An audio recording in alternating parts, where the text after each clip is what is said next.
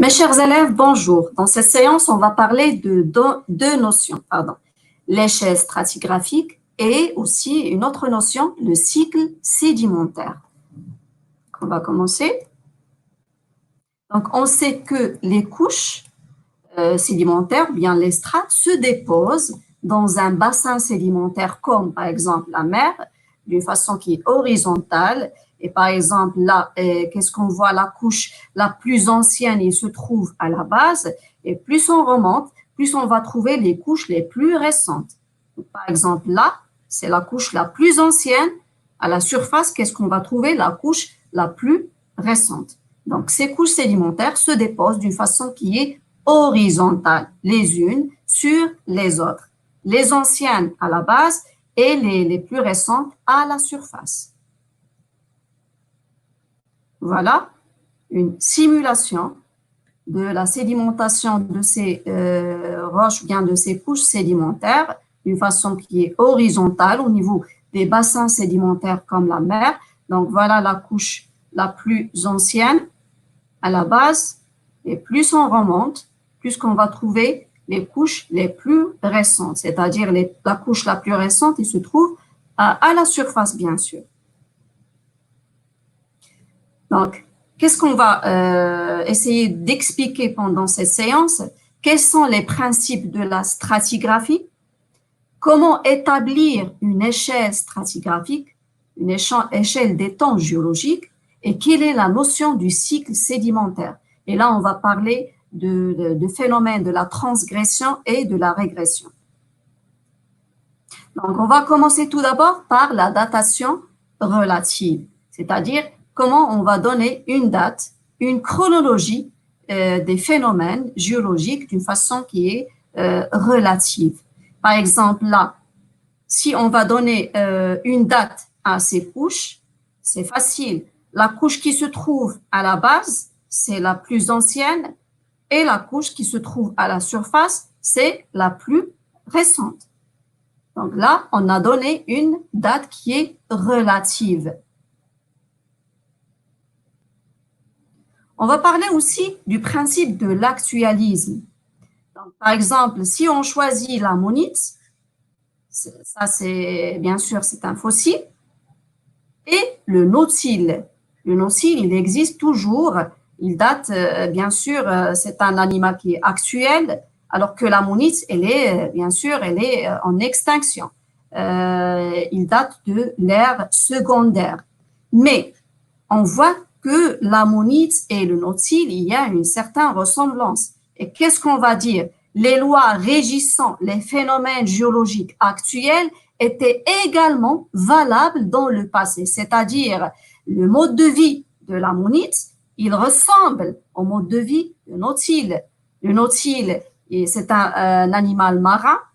Aujourd'hui, on le trouve dans le Pacifique. Et qu'est-ce qu'on va dire à propos de l'ammonite, puisque c'est un fossile, il a le même mode de vie que le nautile, puisqu'il y a une forte ressemblance entre les deux animaux, bien sûr. Donc là, on va parler du principe de l'actualisme, c'est-à-dire les lois régissant les phénomènes géologiques actuels étaient également valables, c'est-à-dire les mêmes dans le passé. Pour le principe de superposition. Donc là, on essaie de donner une datation des phénomènes géologiques au cours des temps géologiques, bien sûr. Donc, dans une série sédimentaire, voilà une série sédimentaire. Une couche, elle est plus récente que celle qui la recouvre. Voilà, par exemple, là, c'est une couche qui est plus récente, la couche B, elle est plus récente que la couche A.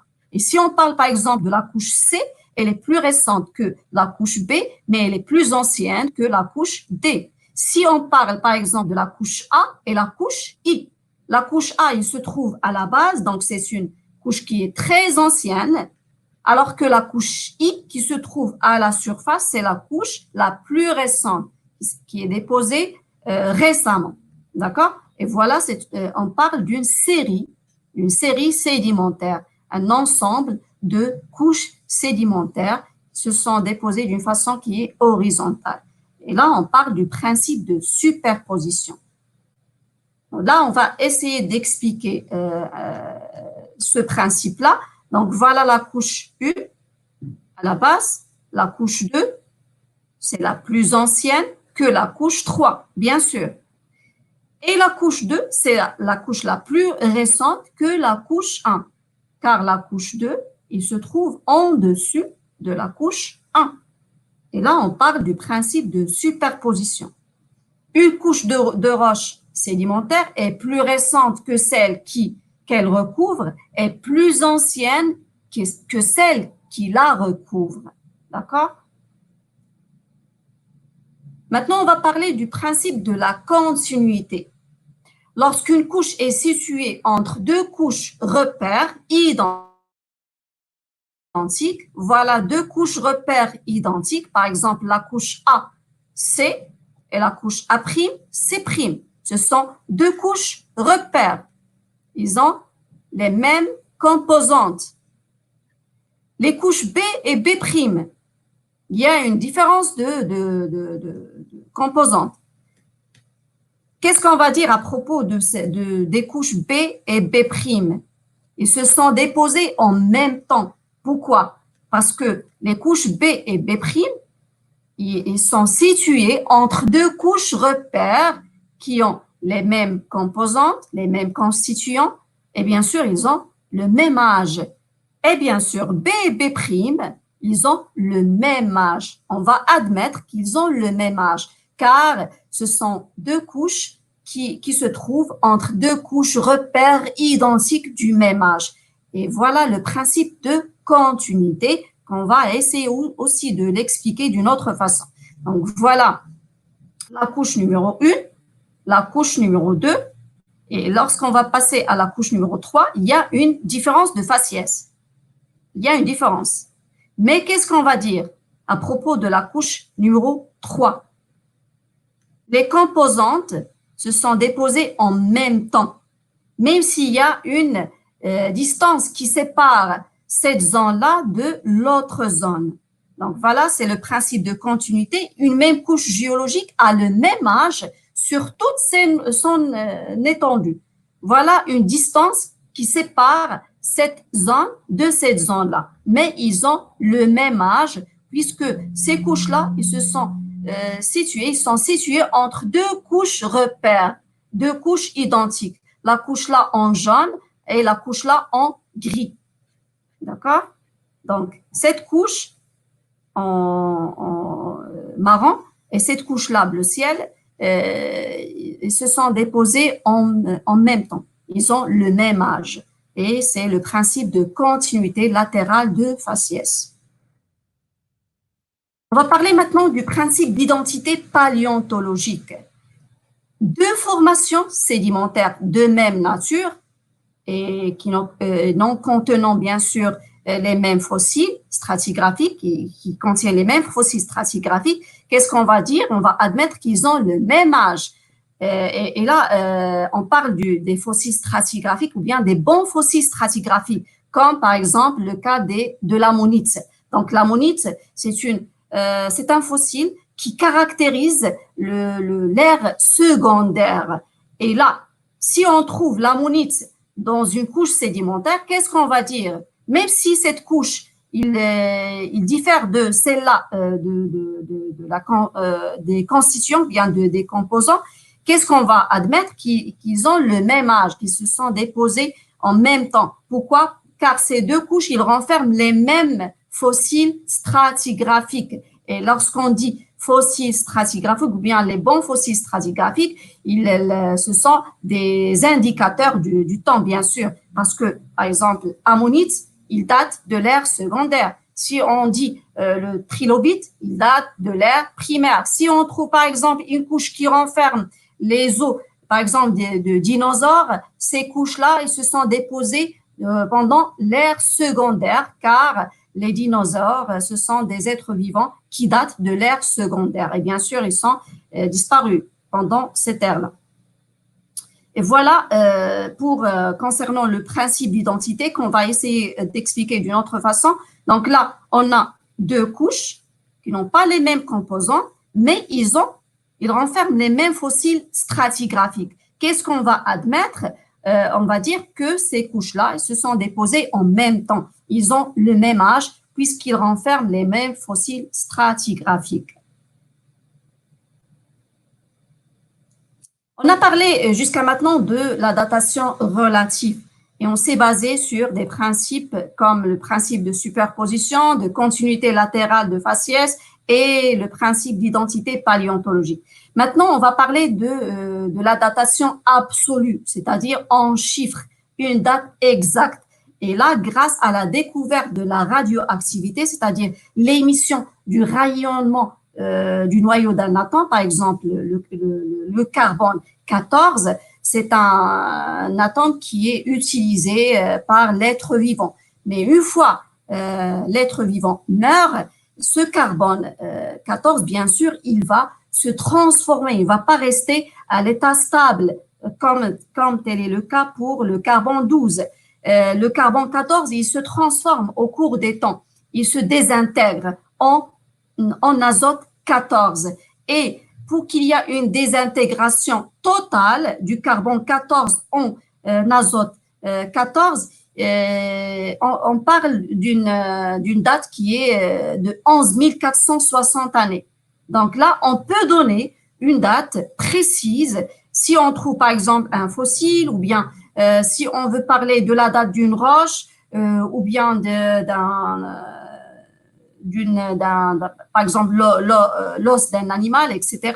Et on peut bien sûr déterminer la date absolue grâce à ces atomes-là, à ces éléments radioactifs. On va juste, par exemple, parler du carbone 14 qui va se désintégrer d'une façon totale. Et pour qu'il y ait une désintégration totale, il lui faut des années et des années. Et ces années, ils sont datés d'une façon qui est précise. C'est 11 460 années pour qu'il y ait une transformation du carbone 14 en azote 14. Et voilà, là, on parle de la datation absolue. Soit on parle de la datation relative ou bien la datation absolue, c'est-à-dire exacte en chiffres. Donc là, au cours des temps géologiques, bien sûr, on peut donner une date exacte en chiffres à des fossiles ou bien à des couches, ou bien des roches sédimentaires grâce à ces éléments radioactifs, comme je viens de dire pour le carbone 14,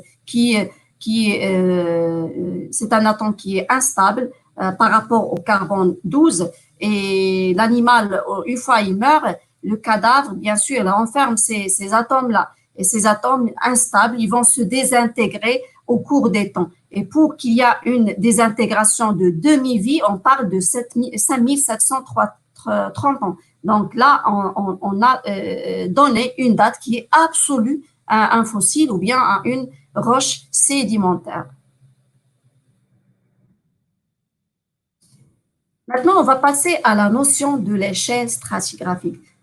Bien sûr, les événements géologiques majeurs, les fossiles et l'utilisation des principes stratigraphiques comme le principe de superposition ou bien d'identité paléontologique, ils ont permis de subdiviser les temps géologiques et de répartir les temps géologiques et pour établir une échelle stratigraphique.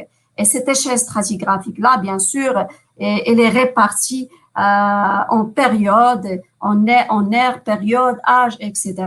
Et bien sûr, on s'est basé sur bien sûr la datation relative, la datation absolue, grâce aux fossiles et l'ensemble des événements qui se sont déroulés au cours des temps géologiques.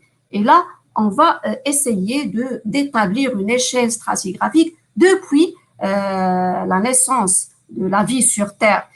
Bien sûr, on parle de 4,6 milliards d'années, c'est l'âge de notre globe terrestre, et jusqu'à 600 millions d'années, il y a l'apparition des premiers êtres vivants, ce sont des bactéries, on parle de cyanobactéries, ce sont des bactéries qui n'ont pas besoin d'oxygène pour vivre, ce sont des bactéries anaérobiques.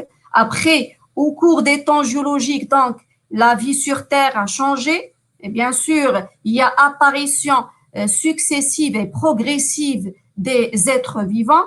Par exemple, on parle des trilobites qui datent depuis 530 millions d'années. Après, il y a l'apparition, bien sûr, de plusieurs êtres vivants. Pendant cet âge-là, on parle de l'ère primaire où il y a aussi l'apparition des premiers végétaux sur Terre, comme les fougères. Après, le temps s'écoule, il y a une extinction de plusieurs êtres vivants tels que les trilobites. Et là, on va passer à un autre ère. Il s'agit de l'ère secondaire. Et pendant cette ère-là, il y a l'apparition des êtres vivants gigantesques. Et on parle des dinosaures. Après, il y a une période d'extinction de ces êtres vivants. Et là, on va passer de l'ère secondaire, qui est caractérisée par les dinosaures, aussi les ammonites, et on va passer à un autre ère, il s'agit de l'ère tertiaire. Et pendant cette ère-là, il y a l'apparition, bien sûr, des poissons. Après, on va passer à l'ère quaternaire, et à partir entre l'ère tertiaire et l'ère quaternaire, il y a une période glaciaire qui a connu, bien sûr, la vie sur Terre. Et pendant cette période-là, il y a l'apparition, bien sûr, d'autres êtres vivants. Donc là, on va parler des premiers singes. Et après, il y a l'apparition de l'homme avec les activités, bien sûr, les activités humaines. Et grâce aux fossiles et grâce aux traces de ces activités, on a pu, bien sûr, donner une date, bien sûr, que ça soit relative, que ça soit absolue, grâce bien sûr aux études de la radioactivité de certains éléments radioactifs. Donc voilà la répartition et la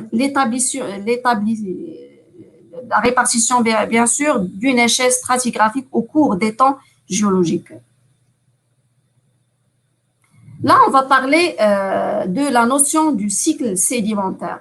Et bien sûr, lorsqu'on dit cycle sédimentaire, on va parler de deux choses, la transgression et la régression. Donc, les mers et les océans ne gardent pas toujours les mêmes limites, bien sûr. Ils peuvent avancer comme ils peuvent reculer.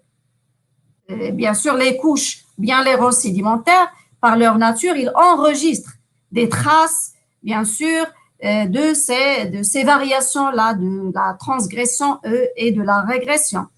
Et bien sûr, on peut déterminer, bien sûr, ou bien on peut faire une comparaison entre la transgression et la régression grâce à ces traces-là de ces roches sédimentaires. Donc, une transgression, bien sûr, elle est représentée par l'envahissement du continent par les eaux marines. Voilà l'envahissement du continent par les eaux marines. Et bien sûr, là, on va parler d'une série transgressive. Donc, cette série, elle est caractérisée par des dépôts marins qui surmontent les dépôts, bien sûr, continentaux. Donc, c'est-à-dire, les dépôts marins se trouvent à la surface, ce sont des dépôts de petite taille, et des dépôts continentaux, ils se trouvent à la base. Et voilà une simulation en vidéo de la transgression marine, c'est-à-dire l'envahissement de l'eau de la mer au niveau des continents. Donc voilà les sédiments grossiers qui se déposent à la base, après les sédiments de moyenne taille, et après les sédiments carbonatés. Et lorsqu'on parle des sédiments carbonatés, on parle des éléments et des constituants qui sont dissous. Et voilà une série transgressive. La série transgressive, elle est caractérisée par un granoclassement qui est bien sûr décroissant vers le haut. Les éléments grossiers à la base, et lorsqu'on surmonte et on monte à la surface, qu'est-ce qu'on va trouver? Les éléments de petite taille. Une fois on va trouver cette série, on va parler d'une série transgressive, c'est-à-dire la région elle a connu une transgression, c'est-à-dire l'envahissement de la mer vers le continent. On a parlé de la transgression, maintenant de la régression, c'est-à-dire le phénomène inverse. Donc, une régression, elle est représentée par un retrait des eaux du continent. Voilà le retrait des eaux des continents, bien du continent. Donc, une série régressive, bien sûr, il se traduit par des dépôts continentaux qui surmontent les dépôts marins, c'est-à-dire les éléments grossiers à la surface et les éléments de petite taille à la base. Voilà une simulation d'une régression marine. Qu'est-ce qu'on va trouver? Donc, une fois la mer se retire des continents, qu'est-ce qu'on va trouver à la base? Bien sûr, les éléments de petite taille, tels que les dépôts calcaires. Voilà les éléments de moyenne taille et les éléments grossiers à la surface. Et là, on va parler d'un granoclassement qui est croissant, c'est-à-dire les éléments de petite taille à la base et les éléments de grande taille, les éléments grossiers, détritus grossiers à la surface. Et là, c'est une série régressive. Et par conclusion, qu'est-ce qu'on va dire? Les phénomènes sédimentaires accomplis entre une transgression et la régression suivante constituent bien sûr le cycle sédimentaire. Donc voilà, on est arrivé à la fin de cette séance. Merci et à la prochaine.